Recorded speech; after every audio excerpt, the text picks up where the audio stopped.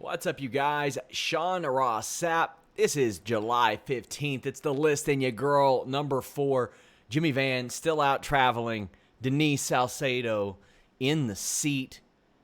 I'm excited. Number 4. I can't believe it. I'm so close to number 5, and I could be Booker T. I like your nails, the different color on the one. Oh, yeah. There you go. Very, very clever. Reminder, guys, if you're watching on YouTube, leave us a thumbs up, subscribe, share the video. That stuff helps an awful lot, too.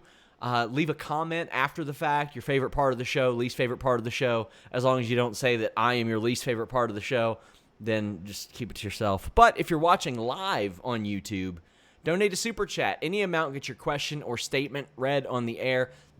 And you might be saying to yourself, well, you know what? I want to ask more than one.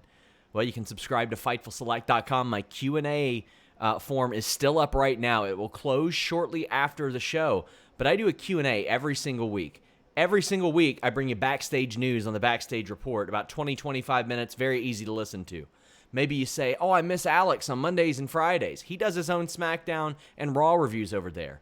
You might say, well, you know what? I went 205 Live and NWA and BTE covered. Steven Jensen does that on the Weekender. And, hey, if you miss me on Wednesday nights, I do an AEW and NXT review over there as well. That's before we get into the breaking news, like me kind of putting out there how much NWA is paying their wrestlers. Yikes. We will get to that on The List Goes On right after this show on Fightful Select. But, reminder, donate a super chat. It truly helps us. But, Denise, we got plenty to talk about today. I know. There's so much happening. You are the pop culture expert here, sort of, as long as it's not in the 90s, right? Depends on the decade, apparently. What do you think about Charlize Theron in WWE? Okay, so when I first saw like the news bit for that, I was like, what? Am I even reading this correctly? So I go on, I read all about it, and I'm thinking, okay, this is first of all, I feel like with Charlize, with how she handled it and how she said it, I thought she did such a phenomenal job because she could have easily been like, no, not gonna happen, never. But she didn't. She sort of played off of it and was kind of like, yeah, hey, is that an invite? And she acted really cool about it. And literally, Charlize is such a badass, like, on screen, and she's like this stunning woman. So even if she were to just like make a cameo in WWE or some sort of appearance, I think would be so freaking awesome. And she's just not like any random actress. Exactly. Like, no, like she is a big time actress that would bring like so many eyeballs that people that don't normally watch wrestling or maybe have no interest in it. If she were to even just make a little appearance, it would be so impactful. It would. She is a major star. I mean, she just had the old guard drop, which I see everybody talking about. I loved Long Shot last year with Seth Rogen. That was one of my favorite movies of the year. Thought it would perform a little bit better. But she said specifically, I have zero martial arts background. I do have a background in ballet. And she said that the element of being able to play in the genre reminds me a lot of my first career as a dancer. That, to me, is very similar. The discipline of ballet reminds me of martial arts. And when Kofi asked her about the WWE process, she said, when and where? I know we're in a crisis situation right now, so it's not anytime soon, but that sounds awesome. I'll get my ass kicked, and that will be really entertaining for everybody to watch because I'm a mere actor. But it would be so much fun. If WWE can land Charlize Theron, then they should probably land Charlize Theron. I mean, they've missed out on the Glow Girls in the past by not having them in a storyline. If Charlize Theron wants to do it, they probably need to get on that, Denise. 100%. And also, it would be good for her too, because I think she would bring like this crossover audience, and it never hurts to have more people obviously following your career, whether even if it's people that you wouldn't expect, a certain audience that you wouldn't expect to follow your career. Now, it's obvious she doesn't follow WWE, and we don't expect that. This wasn't like, right. Oh, well, she's capitalized. She was interviewed by Kofi Kingston because WWE has a massive YouTube channel, and I think it's brilliant what WWE has done. They've went and got their wrestlers to interview celebrities on their channel because why not? You're going to drag more people to your YouTube channel. You're going to get promotion probably from that celebrity on your YouTube channel that otherwise you wouldn't get. So I say, why not? I say, why shouldn't they? And she's in an action movie. Makes a lot of sense. Plus, a lot of people are asking her the exact same questions. Like, they're asking her, obviously, the more serious questions about her children. They're asking her the same basic questions that every actor gets asked for every single movie. So, in a sort of way, like, this is a unique perspective that it may not seem like it would appeal the interest of lots of people, but it actually really does. So it's funny that you mentioned that, because I actually had a bit of a disagreement with WWE about a Kofi Kingston interview that I did before WrestleMania. Now, this was a day before WrestleMania that I got this interview, right? So you got to rush it out because they want the WrestleMania promotion. I knew that he was going through the car wash, so to speak. He's doing all the radio, all the TV stuff, and you know what they're going to ask Kofi Kingston. They're going to say, what's it like wrestling in front of no fans? I didn't need to be the 15th article saying, Kofi Kingston says it's surreal to wrestle in front of no fans. So I was like, you know what I'll ask him? I'll ask him about a story from Chris Jericho's book that he's never talked about publicly, when Vince McMahon joked and said, maybe one day you'll be over. And Chris Jericho said, you got to go fight him. And I was like, man, that's a story I've never heard about. And Kofi had never told it. And he said, he was like, I know what story you're talking about, but let the audio listeners know what you're talking about. So he had me recount it. And I thought it was really good. It got more traction than any of his other interviews did that week. WWE didn't like it. I don't know if they didn't like it because of Jericho's involvement. I didn't know how they felt. They were like, you didn't ask anything about WrestleMania. And I'm sitting there thinking, well, his match is going to change to a singles match sometime between now and tomorrow, but you all haven't announced it. I can't ask him about that. I literally don't even know if he's going to be in the match. And Denise, as you know, sometimes that evergreen content is important. This Charlize Theron thing, who else is going to ask her about going to WWE? Nobody else is going to ask that.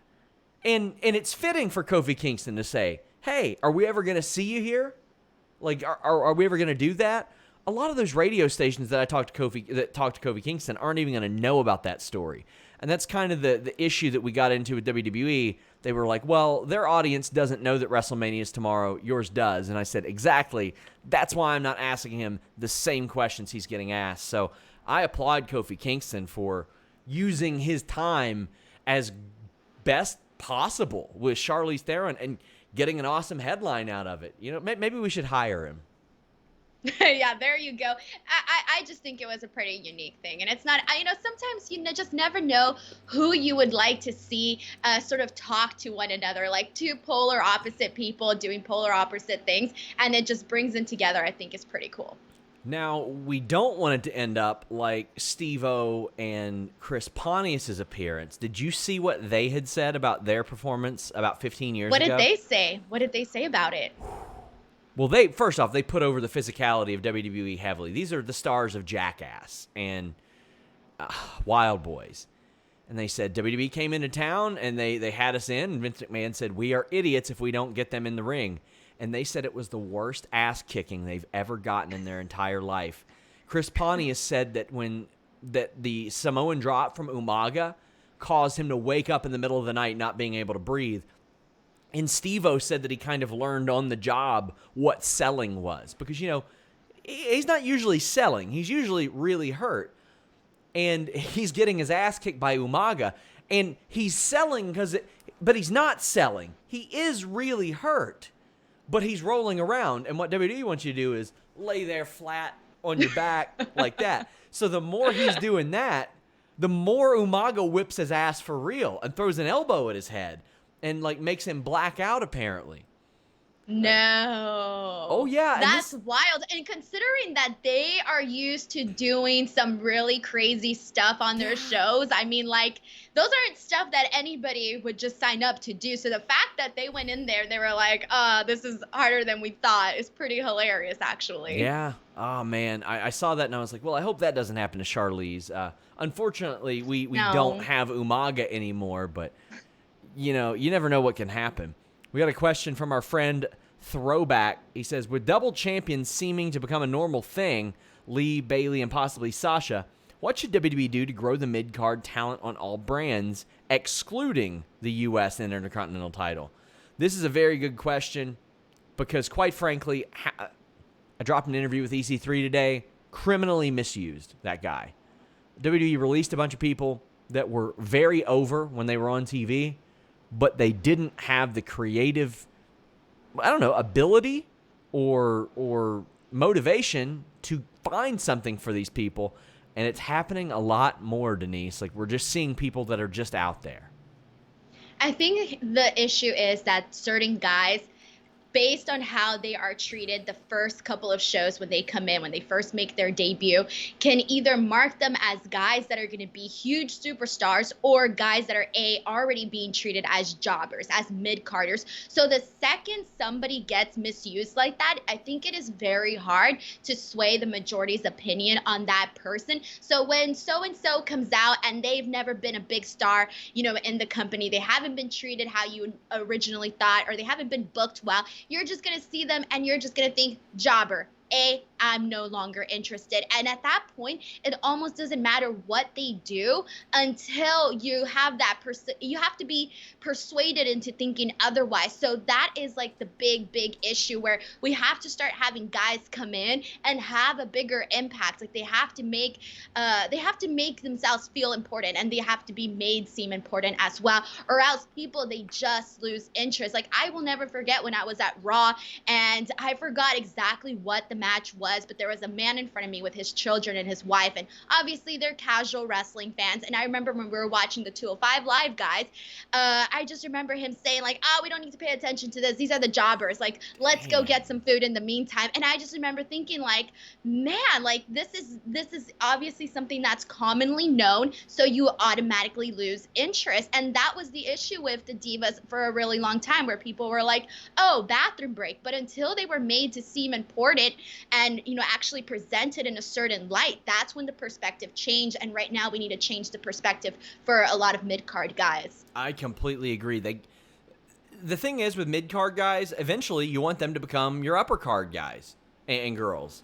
So you make them seem important all the way around, and eventually they'll get there. And that's got to happen. That's got to happen. We're about to talk more about Keith Lee, but let's get into some super chats. Evan Wright says, Sean, you have to look directly into the camera next time you interview someone. Can't look at your monitors or other tabs. There was some turd on Twitter that's like responding to it, an even bigger turd who doesn't deserve to be named, and said, have you seen him do interviews? His eyes are all over the place, and then he snaps back when she talks. And it's like, all right, guys, I got the Zordon set up. I got monitor here, monitor here, monitor here, ring light up there. Sometimes I have another camera all the way up here on a tripod. When I look at Denise, it's over here.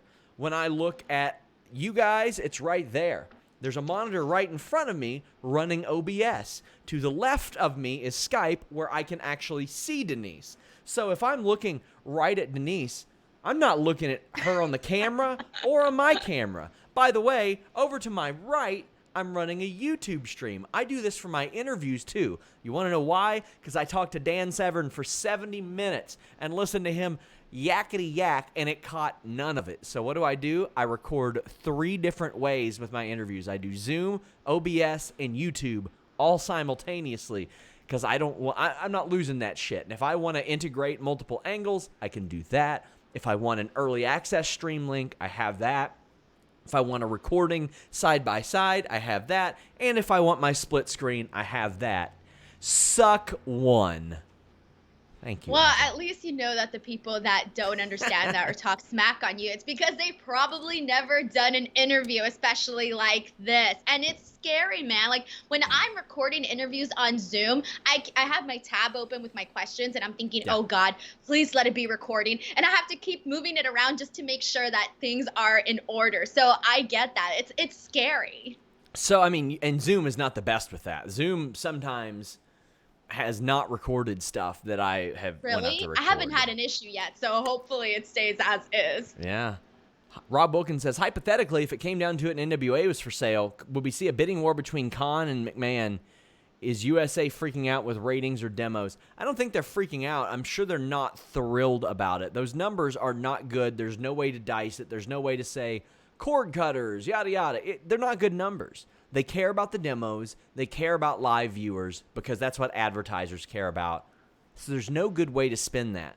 As for NWA, quite frankly, I don't think anybody's going to try to buy him right now. Maybe WWE, but I would be shocked if we I'd be pretty shocked if we ever saw NWA back right now. I mean, there's a good chance we just don't see that as is. Dave Lagana's gone. He did everything there, and I don't know that they can hire somebody that can do all that stuff. It's just the reality of the situation. I just feel it's just better off if you want certain guys, just get them there. I just think that, I don't know. For me, like, NWA, when they started coming back and doing all their shows on YouTube and all of that, they never won me as a viewer, to be honest. And maybe I wasn't obviously the demographic that they were seeking, but it never caught my interest. So that's my perspective on that. And quite frankly, I reported how much some people were being offered for their contracts on Fightful Select. I've got a big update on NWA coming tomorrow on Fightful Select, and a bunch of WWE news as well. So make sure you guys check it out. Tim Travers says, I'm going to start making home-cooked meals. Forget fast food places. Man, that's what I need to be on. I'm getting tired of fast food. Getting tired of it. Evan Wright says, hello, Sean and Denise Sal Swifty. Excited for AEW tonight. FTR versus Lucha Brothers. Cage versus Mox. Elite versus Jurassic Express. Also hyped for EO versus Tegan. It is a busy night at Fightful. I personally have to do UFC coverage for 2 hours because that's going on in NXT and AEW. How are your viewing habits, Denise? Do you watch this stuff live, taped? I've learned that when you get to watch AEW and NXT side by side, and I'm not preparing to run the Wednesday night podcast, I can get both shows watched by like 10 minutes after the completion, just skipping through commercials. So for me, I can't do the double screen. Well, first of all, I only have one computer and I have no TV in this room whatsoever. I took the TV out, all right? So everything happens on my laptop, which means I can only watch one show at a time. So I watch NXT live, and then I keep up with AEW on Twitter, and then watch the things that I thought were the best highlighted stuff. I watch them afterwards. So like I pick and choose what I want to see afterwards. I like that. Korosami 1997 says, I'm trying to start a podcast, but I don't want to stick to just wrestling. Any advice so it doesn't seem like all over the place? I think it's okay to be all over the place. Then you see what sticks and what your audience likes the most, and then you kind of cater towards that a little bit. Denise, what do you think? I'm the queen of all over the place, all right? Like, I take that award. So my best advice to you is talk about what you love. It doesn't matter what it is. If you don't think anybody else loves it, if you love it, you'd be surprised how many people actually do. And people only respond if you're passionate. Rob Wilkins says, back to the NWA, that's a title they both want, right? Yeah, that's the thing. It's like when you're buying WCW and it doesn't come with TV time, you're buying a tape library. If you're buying the NWA, you're buying 3 letters and a title belt. That's what you're really buying. Because you can't, in good conscience, pay what they're paying people to do those shows. But yeah, I think that both companies probably would want that championship. I wouldn't put it past Ring of Honor to want that championship either, Denise. Right. I mean, come on, like no bout has a legacy like that. And that's just something that you can't take away from that. You can't erase history. You can't erase legacy. And I mean, look at the pattern. Every decade they attach themselves to another promotion. It was WCW, then ECW, then WWF in the 90s. In the 2000s, it was TNA. In the 2010s, it was Ring of Honor and New Japan. Then they started their own thing, and even doing their own thing now. It's about that time for them to attach themselves to somebody else. That's just the way it works. AJ Riddell says, you both look like you're being drafted to Raw. Denise, we're in the Raw brand. We actually just joked about that. Plus, we've got our red lower third. It was the first thing I noticed. Like, you popped up on my screen, and I was like, oh, my God, we're matching. AJ says, Denise, top job filling for Jimmy Van. Hope he is okay. Yeah, I mean, he told me he's handling business. Quite frankly, I don't know what Jimmy's doing. He has not filled me in on that, but I think he's all right. I think he's okay. I talk to him every day. And he says, thoughts on Io Shirai's underwater promo videos. I think they're really cool. I think it's a great way to help get someone to connect through the screen that maybe can't speak the greatest English. Dude, we got to do something different, so I'm all for it. As long as, she's being presented in a good light, then let's go with it. Well, WWE's doing a little bit something different with their mask policy, and that's because Kevin Owens was the person that went to Vince McMahon and said, hey, we got to do something. So I had heard that Kevin Owens felt like it was safe for him to come back because Raw and SmackDown were filming different days. They minimized the number of people they had to have at tapings. But then basically he walked into the building. He saw people not wearing their masks, hanging out right next to each other. And he went straight to Vince McMahon and said, I don't think they're taking this seriously enough. And Vince McMahon is kind of holed up in an office all day, Denise, so he doesn't see this. He doesn't even go out to Gorilla all the time. And when Kevin Owens said in an interview with SI, after Fightful Select reported it, by the way, that Vince said, well, what do you think would work? And Kevin said, well, I cursed on SmackDown once, and I got fined, so I never did it again. So do that. And they did it. And WWE should have done this 4 months ago now. It should have been in place immediately. Better late than never. What are your thoughts on this whole situation and the masks? Okay, so first of all, Kevin Owens has some balls, man, to go in there and be like, hey, like, I don't like this. This is what's happening. People need to be punished for this. I 113% agree with him because I, for one, get extremely frustrated when I'm driving to the supermarket or I'm going somewhere to get food or whatever, and I see people without their mask. It infuriates me. I'm just like, it really, really makes me angry. And that made, obviously I'm pro-mask person side, so Sure. That's being said, but it makes me mad. So imagine you're going into your place of work and you're seeing people not take it seriously or not wearing their mask. Obviously, it's going to irritate you. And here's the thing that I was thinking about as well. There might have been other people that also wanted something to be done, but maybe they didn't have the courage or weren't in a position like Kevin Owens to go out and speak up. Exactly. It's not easy being that person. So for Kevin Owens to go and do that, and for Vince McMahon to respond the way that he did, I thought was 100% productive, and I thought it was the best case scenario, and I think it was the proper call to make. And yeah, it should have been made earlier, but at least there's somebody like Kevin Owens, and at least Vince McMahon responded properly to that. Yeah, I completely agree with you, and he is in a very good position in that regard where if he wants to leave for a while, he can leave for a while, and WWE's not going to give him shit over it. He's Kevin Owens. He's too over. They're not going to let him go to AEW. They're not going to let him go to even Ring of Honor. I would say NWA, but they don't pay anything. Read more on FightfulSelect.com. Evan Wright says, WWE needs to do something different with their creative.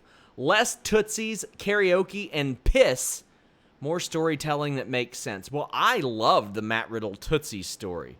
The frostbitten Tootsies. I thought that was funny. Did you really? I thought it was so cringe. I didn't like it at all. Well, I mean, I felt it was one of those things when you're asking a little kid, like, oh, your toes hurt. Why are you wearing sand? Like, I just didn't like it. I was like, what is this? Is this what I'm hearing right now? Well, they're not going to make him like an ass-kicking badass, so him being RVD2 is all right to me. But this does kind of target two segments of our show.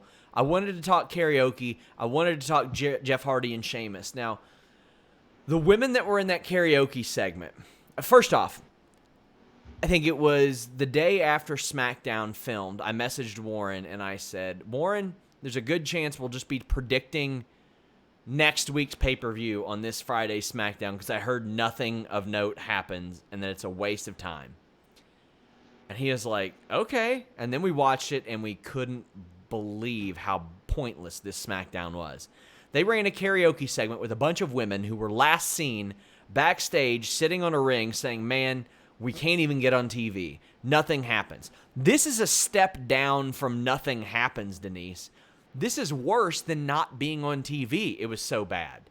And they gave it their all. Credit to them. They gave it their all. But I felt really, really bad for them. Literally the only person that, Uso was good hosting it because he's a good personality.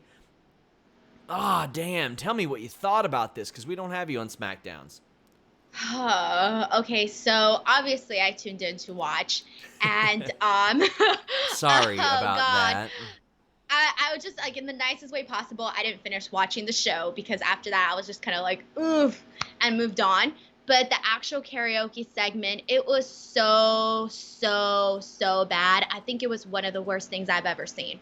And it's funny because I thought Dana Brooke was funny. I was like, okay, if you're gonna do this, make it stupid funny, because I'm a fan of stupid funny. I laugh at dumb stuff all the time. So I thought, okay, let's roll with that. I'm open minded. I can roll with this. But this was so bad. It was cringe. It was so bad. It's horrible.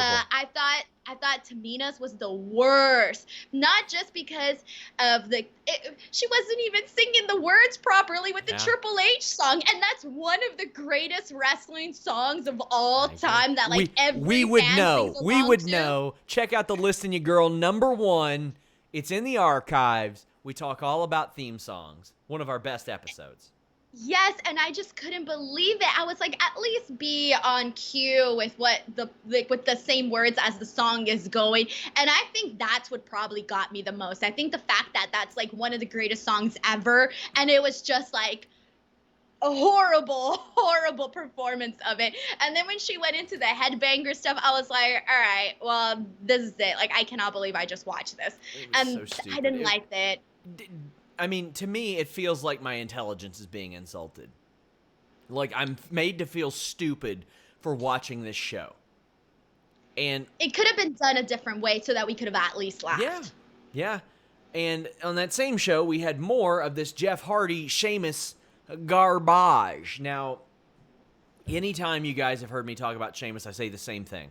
Smiley, happy Sheamus never works. It didn't work when he was champion, and they tried to make him a stand-up comedian. They love doing that, Denise. They love putting the title on somebody and going, oh, look, he jokes. He's just like all of us.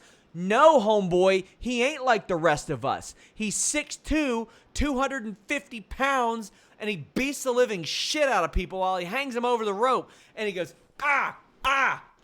like that. That ain't normal.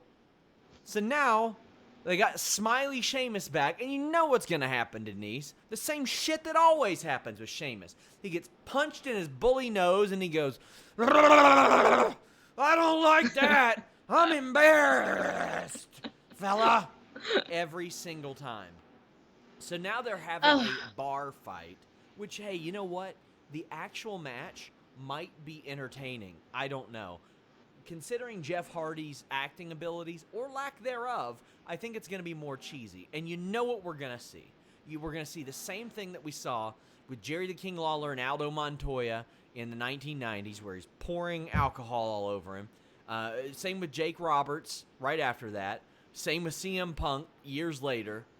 Same with Scott Hall years before that. They pop up about once a decade and do this shit. They almost did it with Hawk, but they love to do it like, oh my God, this person had a substance abuse problem. Let's troll it, because that's real life. That's real life being played out. You know what? Sometimes real life doesn't make a good storyline. Do I need a storyline about how I walk to the fucking corner store every so often? No. It's stupid and it's boring and nobody wants to see it. What do you think about this segment? All right, so first of all, like, I'm a fan of when they incorporate real life stuff, okay? I like that. I think that if it's presented well, if it's executed well, then by all means go for it. I like that. But this ain't it. It's just It's all over the place. It's not funny. It's not serious. It's not engaging. It's more just like you're just thinking like WTH every single time when you see it. And and it really sucks because, Jeff Hardy he's had a lot of ups and downs, and when he's doing good, he has the potential to bring forth some really great matches, some really great content, and this ain't it. So I think that there are certain aspects of Jeff Hardy that can be highlighted a lot better.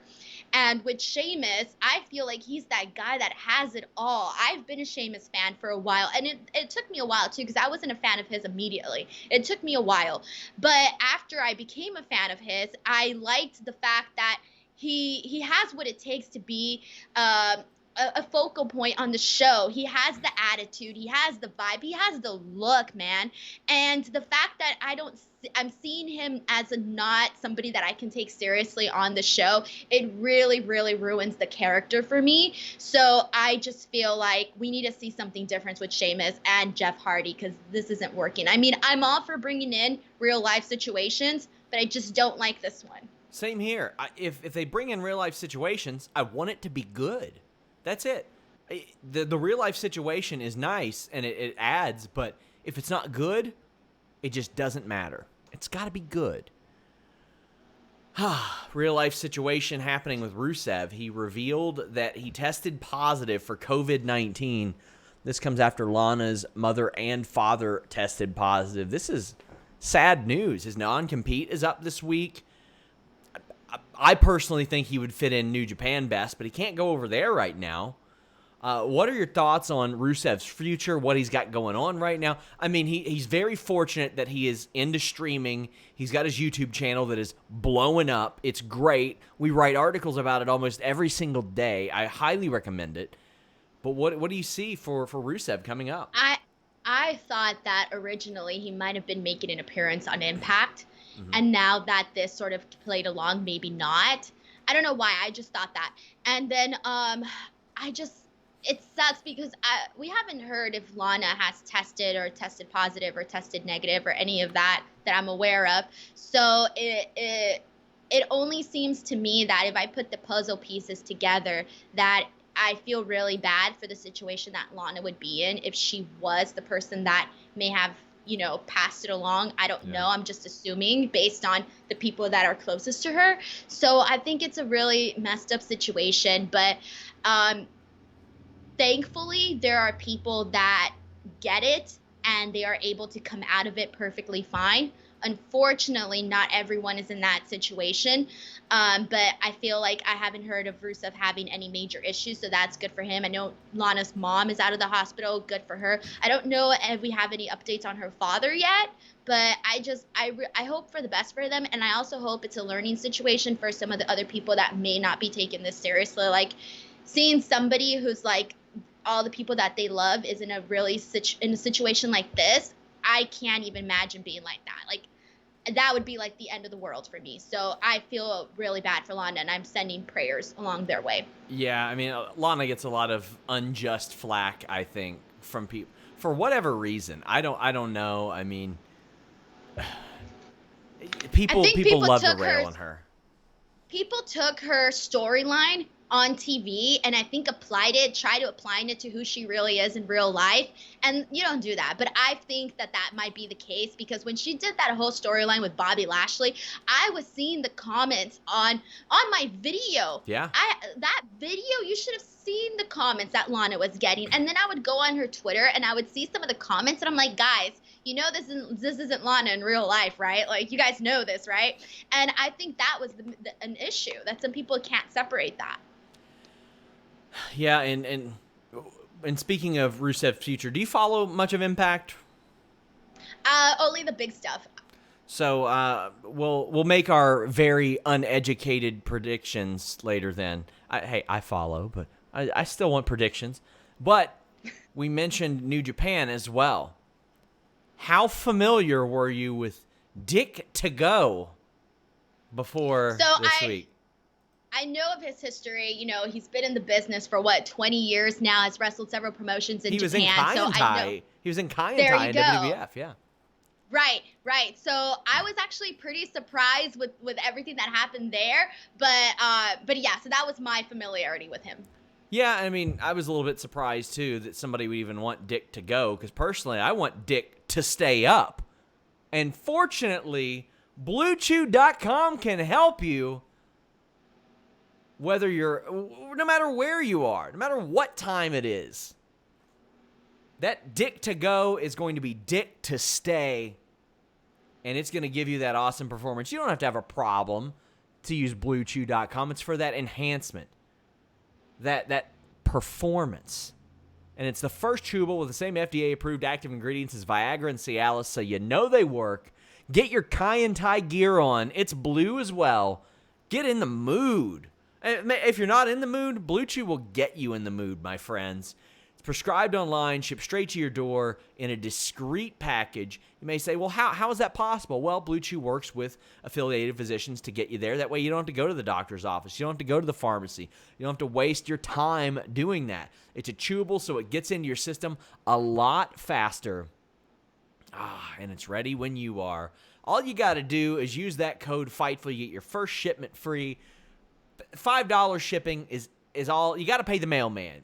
We've talked about the mailman and what he's got going on. You got to pay the mailman. That's another thing that sticks in my craw. Masks and the horrible treatment of our great postal workers. So be good to your mailman.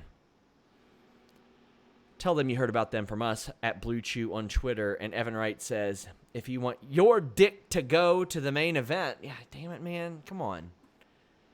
Save these for me. Save these for me. Arthur Steele says, thoughts on merging both men's and women's world titles? Is this inevitable? I don't think it's inevitable. As long as you got a Raw and a SmackDown, I think you're going to have the separate top titles, Denise. Yeah, I don't see that being an issue or anything like that. But first of all, I need to just go back really quickly. You set me up, man, with that Dick Togo stuff.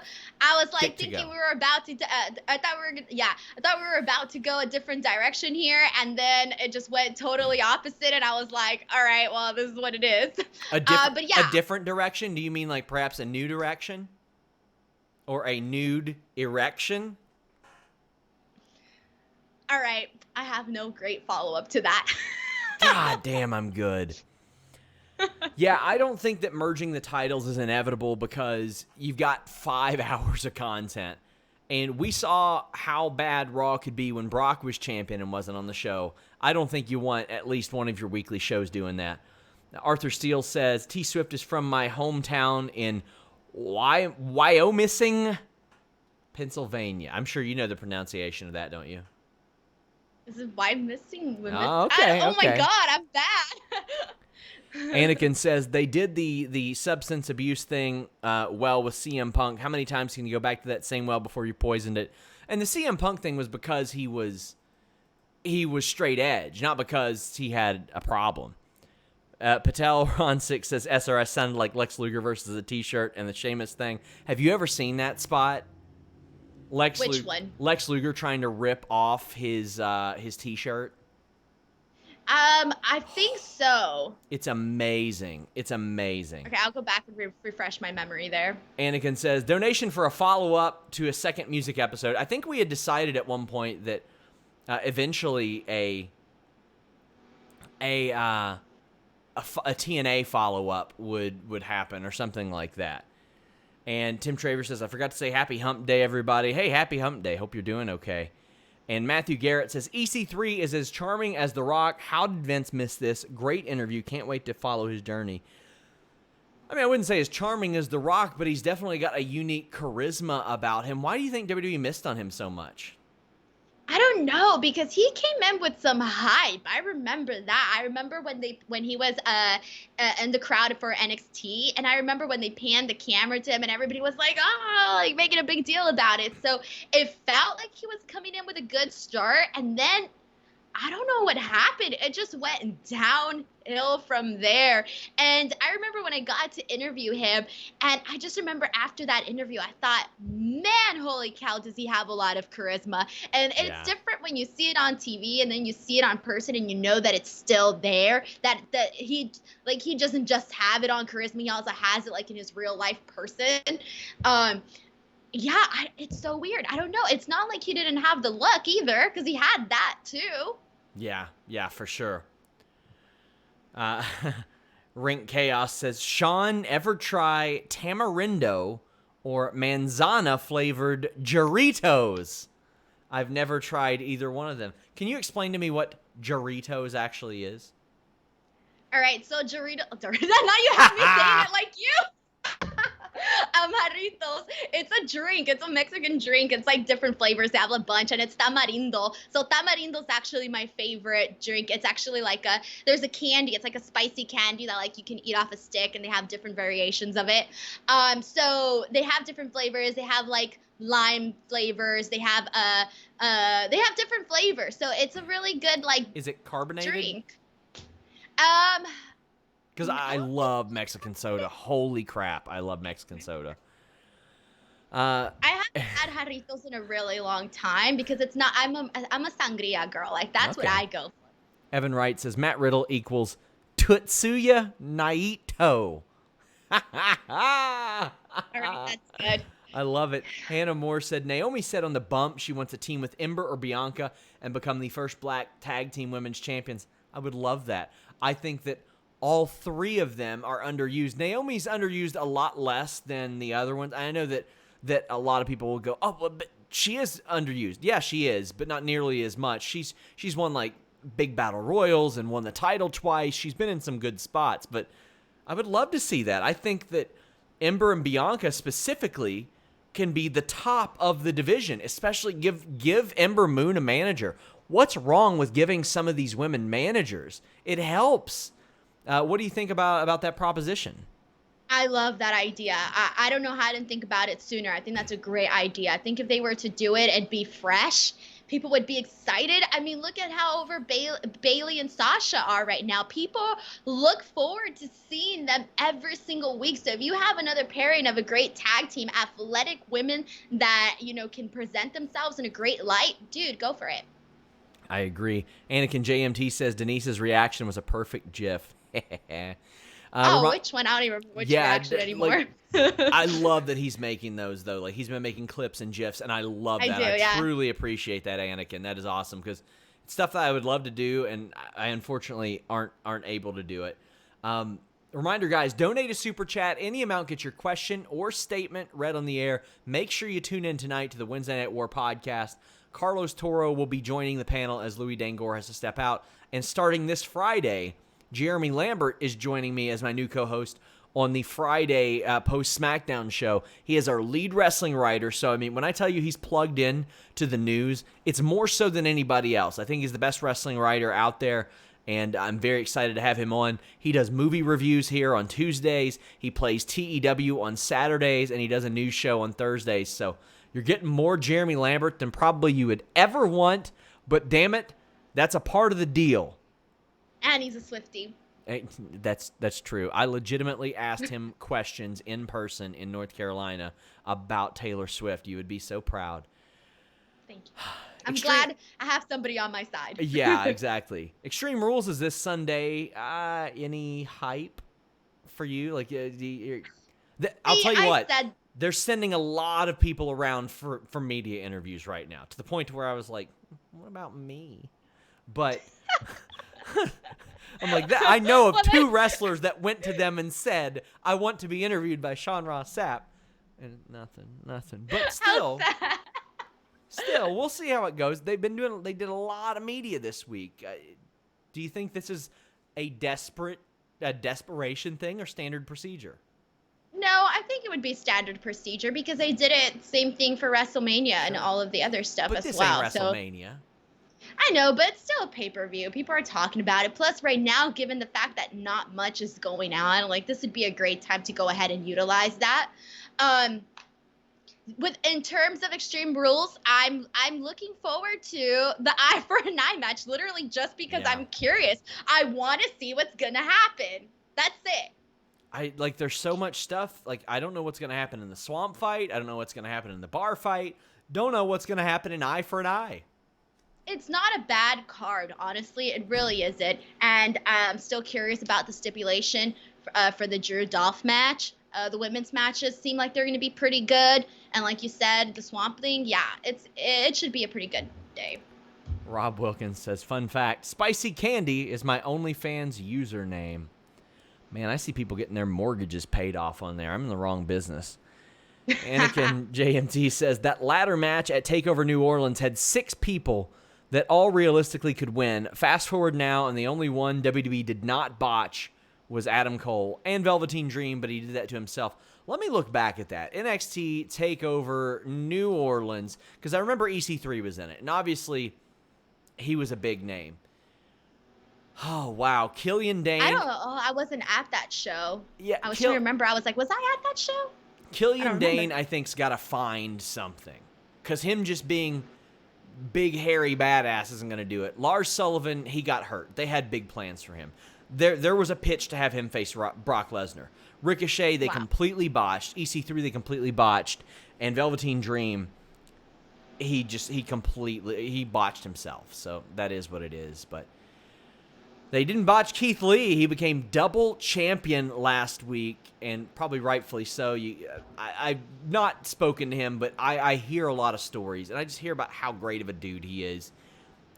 If somebody's going to end it, I think Keith Lee is a good one. I love the dynamic of the match where the heel is Adam Cole.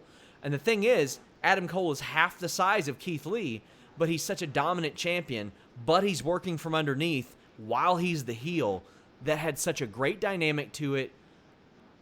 What I hope doesn't happen, Denise, I hope they don't have him come out and say, well, I'm vacating the North American title, because to me that's cheap. I hate that. Why put them both on the line if that's the case, if you're just going to vacate it after?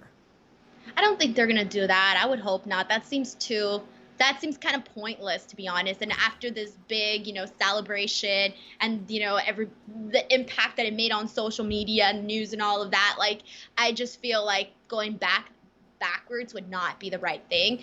I really, I was curious because when the spoilers came out for that match, I just remember thinking, like, I wonder if it's going to, like, really affect whether or not people tune in if they already know the winner. And I was so wrong, because they did. They tuned in. And so I thought that was pretty interesting as well. The fact that I think that says a lot about Keith Lee, more than people might expect. And I loved the finish of it. Like, I love with Karrion Kross, watching him and, from the top up and just, like, looking down at him and his celebration. I like the symbolic meaning of how that looked. I thought that was pretty awesome. So I'm pretty excited to see what his announcement's going to be today. Me too, and I'm interested. I'll be watching, so that's awesome. I love that, and hey, it's got me watching. Another thing, or actually, Hannah Moore says, I'm hoping he loses North American to Cross, not the NXT title. I'm with you. I think that's a good thing to do, because then you've got a North American champion who beat the world champion, so that makes that North American title look near the same level. Plus, you've got a guy like Killer Kross who can carry that title for a long time and be the Taz, be the Rob Van Dam who carries that title and makes it as important. What do you think about the prospect of Karrion Kross doing that? Well, yeah, because you don't want to necessarily just strip Keith Lee of everything. Like, give him an actual run. Like, I've said this a million times before, and I'll say it again. I love long title reigns with the right people. So because of that, I feel like I'm expecting him to hold that belt for a really long time. And over the last 10 years, WWE has gotten much better about that. AJ Styles for a year, Asuka for over a year, Becky Lynch for a year, Adam Cole for a year, New Day broke the record, Pete Dunne, Walter, like this. Drew's already gone 100 days. Yeah. I can't believe how fast that happened. I saw him tweet that, and I was like, it's been 100 days? Yeah. Like, it happened so fast. And, I mean, gosh, I'm trying to think of some more, because I know there were several more. Like, there's like 10 over the last, CM Punk for over a year. Like, it happens. And this isn't like Did you mention Becky Lynch already? Yeah, I did. This isn't like Trish Stratus, who held the women's title for over a year, but she was hurt for 8 months of that. These are people defending it.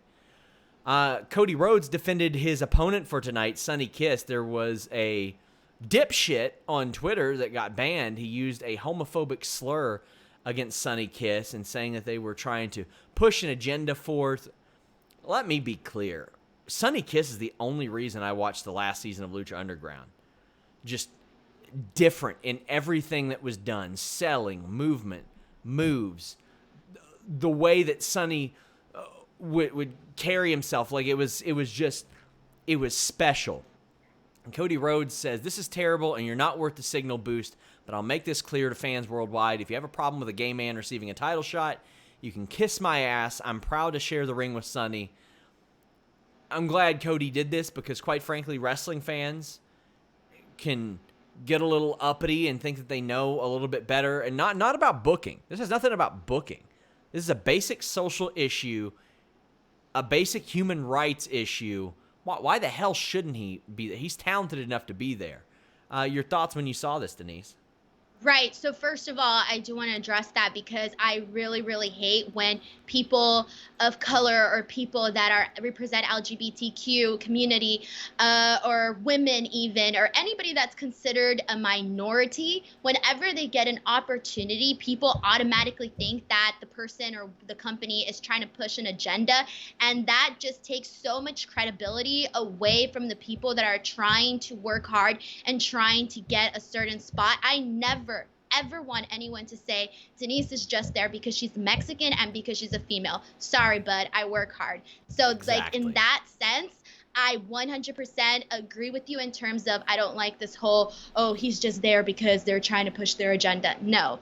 But that being said, this is a big test for him. He hasn't had a match this big, and I think that Cody Rhodes is good at having these types of matches with guys and making them look good, like what he did for Darby. So because of that, I think this would be obviously I think Cody's obviously gonna win, but the match itself is gonna do big favors for him. And I mean, I can tell you that I've seen this stuff. I guess not firsthand, secondhand. When we would run the press conference videos, Nyla and Sonny would often be the most viewed, like more than Cody and the Bucks. And it would have just a disproportionate amount of dislikes, which means that people are going out of their way to hate watch something. They're going out of their way to dislike something. And before anybody, I mean, I'm not saying anybody would try to dismiss what Denise is saying. I've seen that along the way, too. I've seen comments that idiots left. I mean, I didn't personally see it until Anna Bauer joined us, and people said, oh, they just want a girl on. They just want a girl on. No. Oh my gosh, yes, I get those comments all the time. When I was on X-Pac show, someone said, who's this Aligo co-hosting the show? I mean, look at this. Anna Bauer got hired. She applied to me for transcription work, and I do my research. I make sure I'm not hiring fucking Nazis, and I happened to find an acting monologue she did, and I said, wow, she's fantastic. I would love to get her on camera, and she was unbelievable.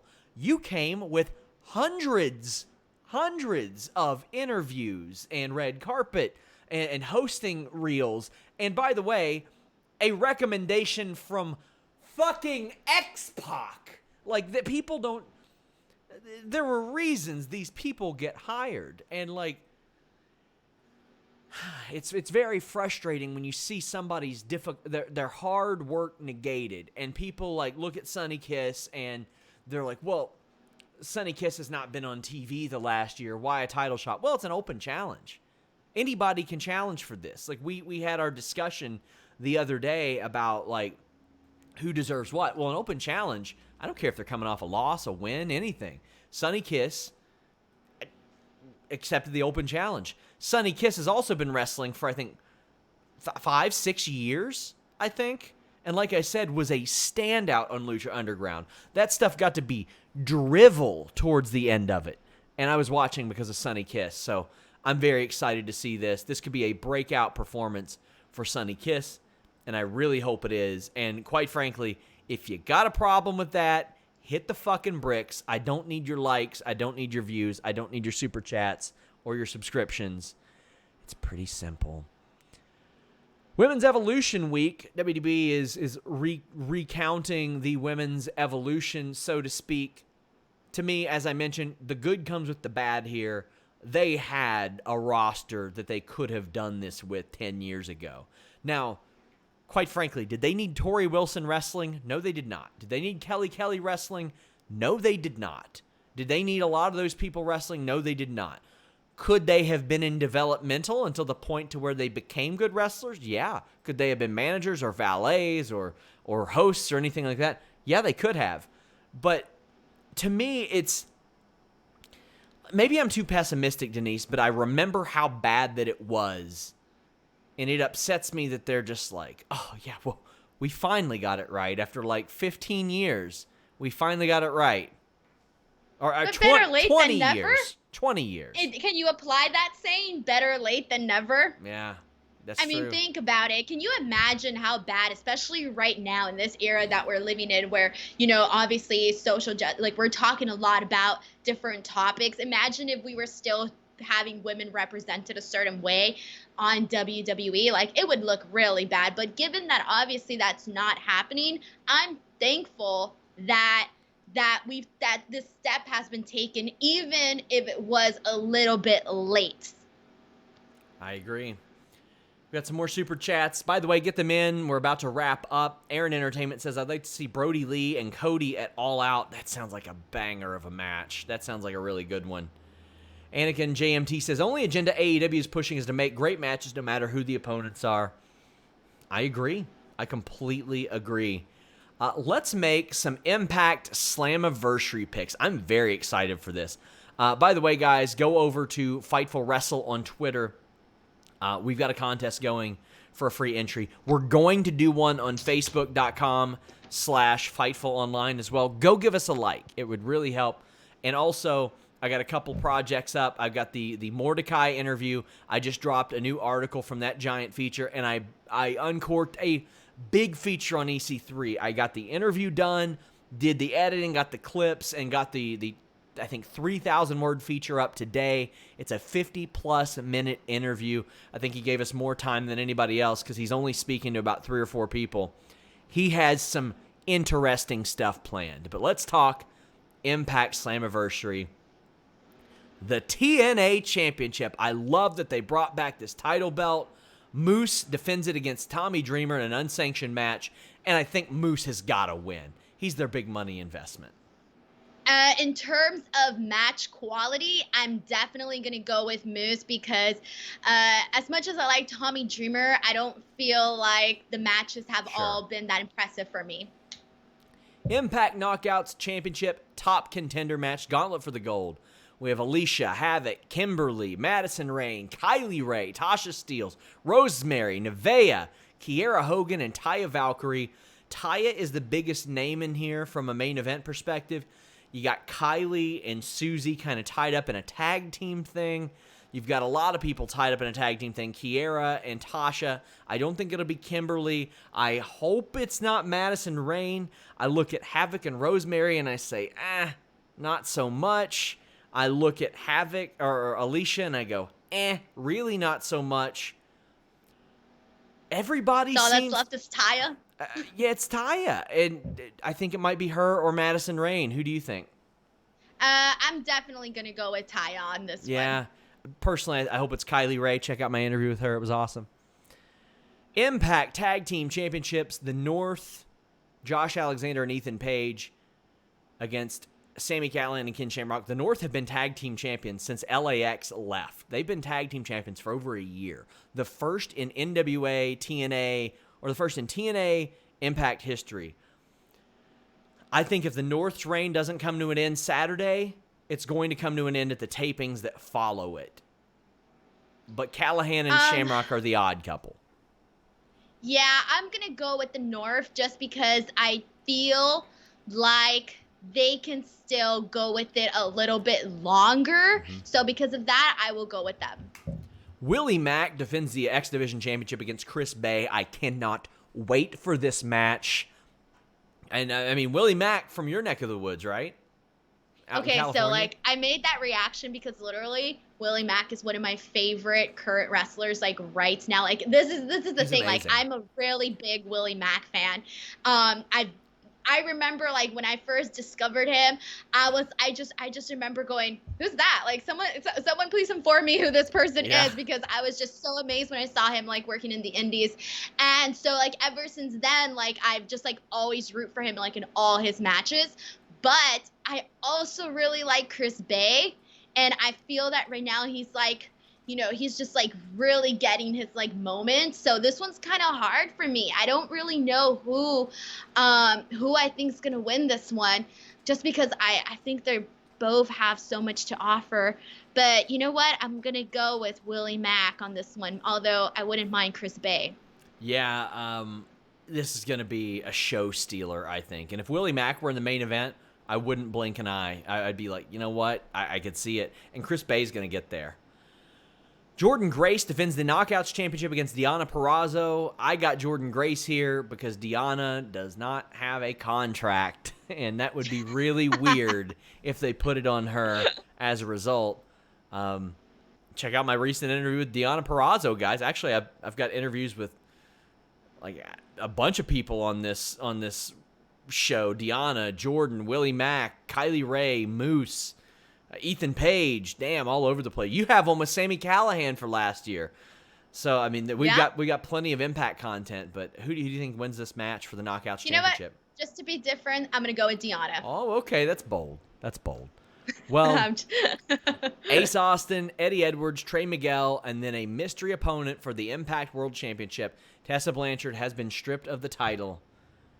I think it's going to be TBA or it will be Ace Austin. Who are your thoughts? And who do you think the TBA will be? I think it'll be EC3. Well, I'm going to go with, I would have to say it would probably be EC3. And then for the actual match itself, man, I feel like it can go any direction. I'm going to go... I'm debating here. Sorry. I don't know. Honestly, for this one, I don't know who I want to go with on this one. Because if it's going to be EC3 or somebody, the new surprise, I think it would have to go with that person. Yeah, I would have to, I think. A couple more super chats to wrap things up. Anakin says, when do you feel women in WWE reach the next level? For me, it's the triple threat at Mania 32, as it not only was the match that was most looked forward to, but it was the best match on the card. That's when I saw that triple threat, I was like, here we go. They believe in it. They got the new title. When did you think that it really hit home? I'm going to say Charlotte, Becky, last woman standing, just because that was my favorite match. And it's one of my favorite women's matches of all time. So because of that, I'm going to go with that one. One of my favorite matches of all time, period. Evan Wright says, give me Cage as AEW champ, honestly. Cage versus Omega, Cage versus Page, Cage versus Archer. Let Mox take care of Renee. To me, like, all due respect to Cage, I don't know if the pace would be there. He gets a little blown up. We'll see how that works out, but maybe I'm a dumbass and I don't know what I'm talking about. I love to see him work, though. Jeff Williamson says, finally caught listing your girl live since I got off work today early. Finished EC3 interview on my way home. Another fantastic interview. Keep up the great work. You know, I was traveling a lot for these interviews, Denise. I'm loving the Zoom era. Holy crap. Like, people are in depth. They're in their own homes. I'm really liking it. Thank you, guys. Please check that out. But, Denise, you have some interviews on your channel as well. Yes, I have a lot going on my channel right now. Please go check it out, youtube.com/Denise Salcedo. And I'm so nervous because I'm exactly at 28,000 subscribers, which just gives me so much anxiety because if I lose subscribers, I'm back down. So, and if I go over, then I need like a little bit of cushion, and I don't have the cushion right now. I'm at 28,000 exactly. So it gives me a lot of anxiety. So go over there, youtube.com. Yes, it really does. Like, I went on, you have no idea how much anxiety I get when I go on my channel. But go on there, check it out. I have lots of different reviews and a bunch of other stuff. So go on there, youtube.com/Denise Salcedo, Twitter and Instagram @_Denise Salcedo. Check us out, guys. Leave a thumbs up, subscribe. Check out FightfulSelect.com. We've kind of been hovering there. Give us a little bit of a push. But we got the list goes on Fightful Select up next. Until next time, guys, we're out.